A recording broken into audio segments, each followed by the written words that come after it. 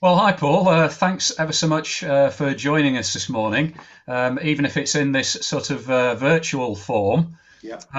Obviously, we'd very much hoped that you would have been able to come and join us in Blackburn, and we could have met you in person physically. But I guess this is the next best thing, which we're doing for kind of obvious reasons No, at the moment. absolutely, absolutely. But no, But thanks for the invite, Tim. It's great to be with you, really. Yeah. Oh, that's great. Thanks ever so much, Paul. We're really grateful. Yeah, thank you too for sending through the materials that we're going to be looking at later on in the service to inform us about the work of the Leprosy Mission and to encourage our prayers and our practical involvement in that work. So thanks for all you've done, and we hope we'll in the future, perhaps not too distant future, be able to meet up in person Yeah, absolutely. Yeah, and yeah. see you another Maybe time. later in the year, possibly. Yeah, maybe. So that would be great. Just while we've got the opportunity, I thought it might be good, given that we've not actually met you before, just to ask a few questions of you Sure. about your backdrop and how you came to be involved in the Leprosy Mission. So, Yeah. first of all, could you just tell us where you're from and what church you're based at? Yeah. Well, I'm a born and bred Mancunian. I was born in a part of Manchester called Denton, but me and my wife Lou now live in a little town called Mosley in northeast Manchester, which is sort of up in the hills above Oldham. So we're not a million miles away from you. No. We're part of a church called Reach Church, which is a Pentecostal church down in Staley Bridge, which is only sort of 5-10 minutes from our home. We've been part of that church now for sort of 5 or 6 years.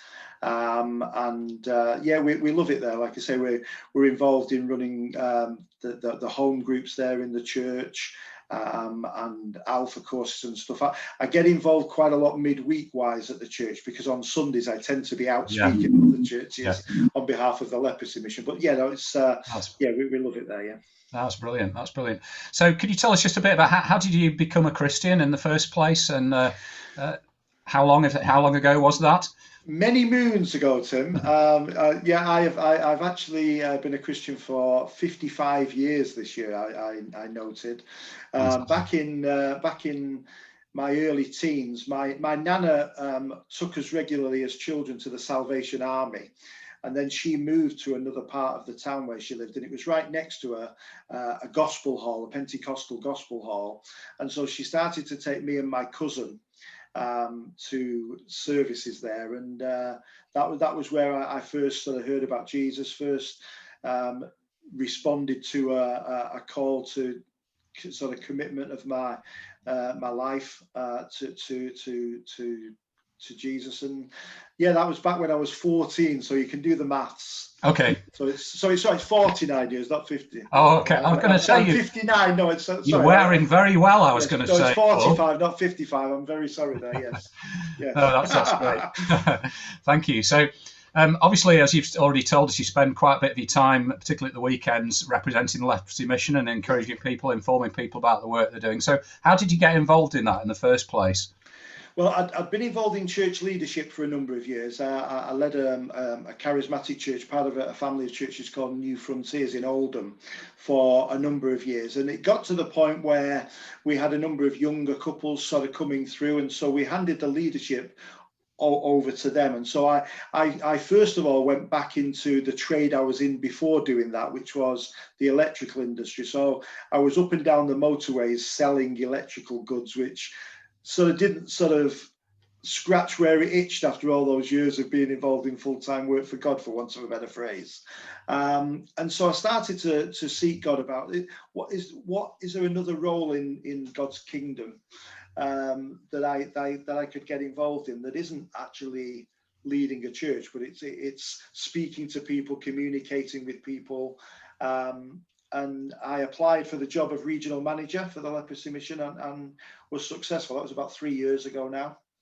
And it's wonderful. I get alongside our partnering churches from Carlisle down to Stoke and across to the Isle of Man. So it's quite a big region.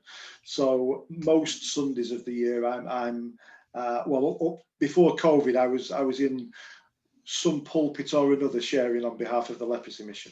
That's fantastic. Yeah. So what is it that sort of excites you, or really stimulates you about the work that the Leprosy Mission's doing?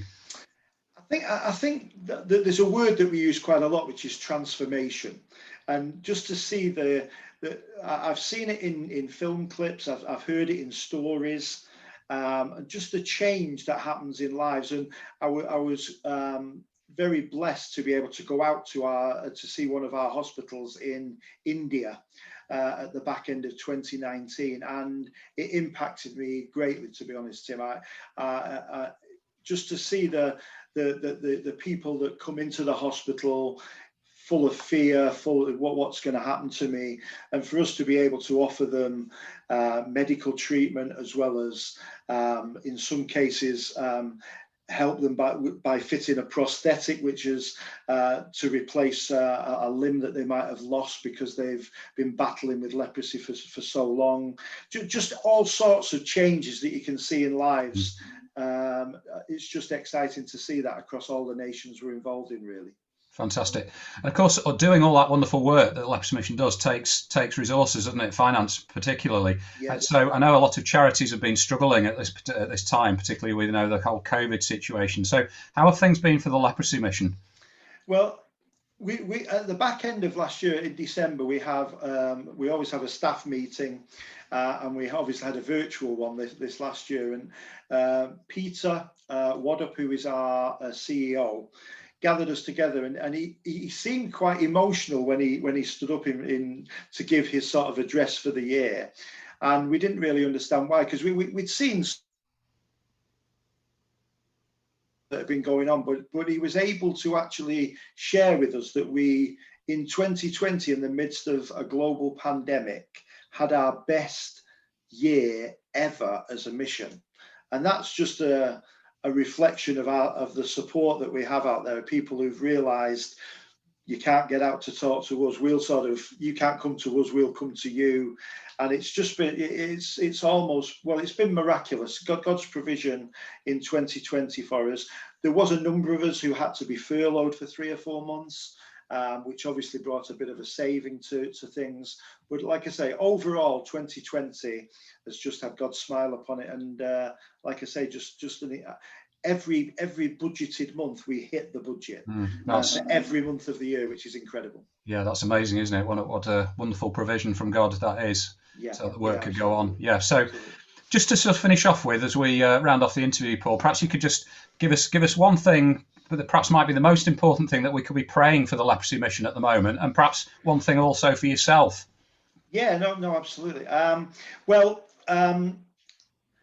In the very, very near future, in the next couple of weeks, we have a campaign starting, and you will know this, Tim, that I've given you a few details that I'm not able to fully leak just yet because of certain things that are going on. But we have a campaign called the Unconditional campaign. In fact, if I duck my head, you can see there the Unconditional appeal on the banner behind me there, and it revolves around the nation of Mozambique, and we're basically we're looking to build what we're calling community hubs in lots of villages in a part of Mozambique called Capo Delgado.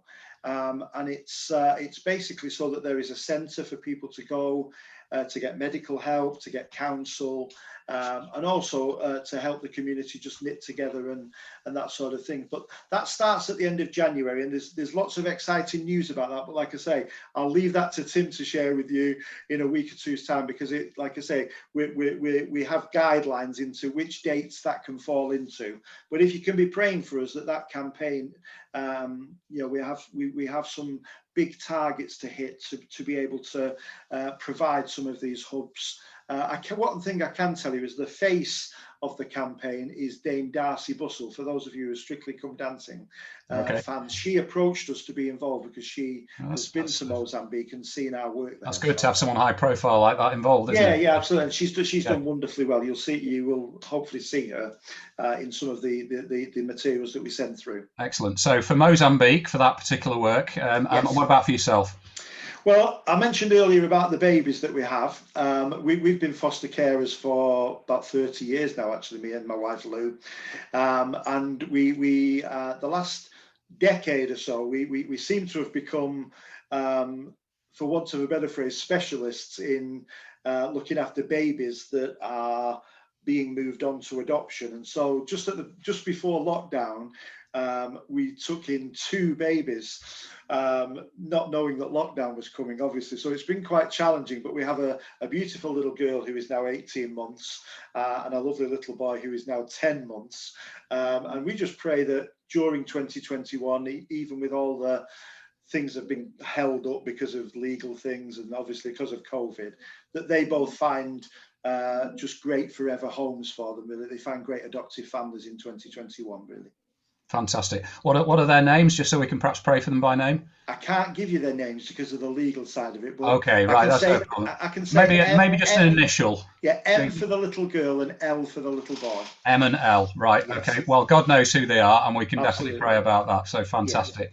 Yeah, thank you very much, Paul. So it's been great to chat to you, and thanks for all your answers to those questions. I think what we're going to do now is hear a little bit about one of the things that came out from the work from World Leprosy Day, World Leprosy Sunday last year, and we're going to be going off to Myanmar to hear about some of the outcomes of that work. So that's what we're going to go on to next. So thanks very much indeed, Paul, and we'll hear from you later on. Thank you, Tim. Cheers. Okay. God bless you. Bye now. God bless. Bye.